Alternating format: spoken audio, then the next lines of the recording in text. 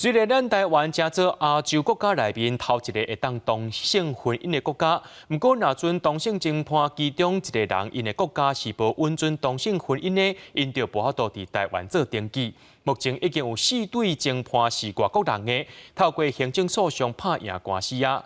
同志权益团体今仔日就召开记者会，呼吁内政部就爱先用函式的方式，互即寡有外国侦判的有情人会当登记结婚。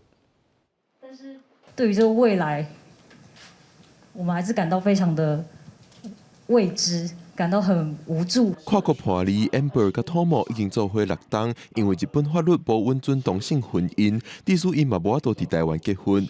民间团体表示，因知影的台日同性伴侣就有21对，因为安尼无法度结婚，因需要透过各种方式，才会使甲家己的伴侣做阵生活。3年前，我们决定用成立公司去拿到这个工作的签证。疫情下，我们的生意受到很大的影响。拒签方面，我们感到非常大的压力。但因为疫情等签证的因素至今就被迫分离，至今无法相见。而我呢，我上一次与我的伴侣见面已经是900多天之前了。台日同性伴侣约因三郎甲阿秋，正正嘛互行政机关拒绝登记，因行行政诉讼。7月2日，台北高等行政法院判因胜诉。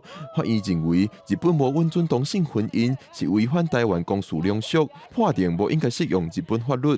同志权益团体呼吁内政部伫完成相关法律修改进前，应该透过函式，互破决的要旨适用全体跨国同性伴侣。这个已经是累积下来第4个胜诉判决了，没有一对跨国的同性伴侣在我们的法院被拒绝结婚。有吉先生如果可以依照涉外第8条排除适用日本法而结婚，那么在座的所有的台日伴侣为什么没有办法结婚？内政部回应，要是要以司法为主，无按算透过函式的方式来处理。因表示，司法院推出的司法草案目前进度在行政院，但是这个草案是去年10月送到行政院，高达超过年半也无进度。